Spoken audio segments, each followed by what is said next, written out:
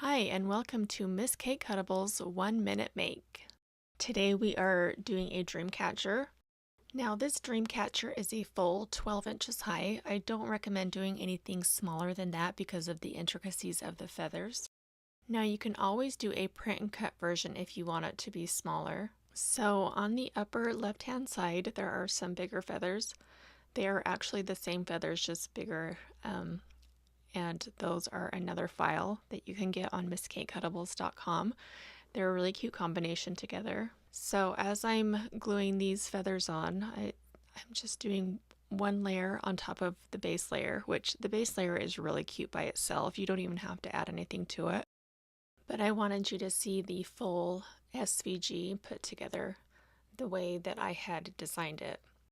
So what I'm doing now is putting the top layer on, just different variations of color that's underneath it. But of course, you guys can do whatever you want. You don't have to follow my design exactly. It's up to you how you want to customize it. That's the fun thing about SVGs. So after this, we're going to put some circles on to act as the beads on the top.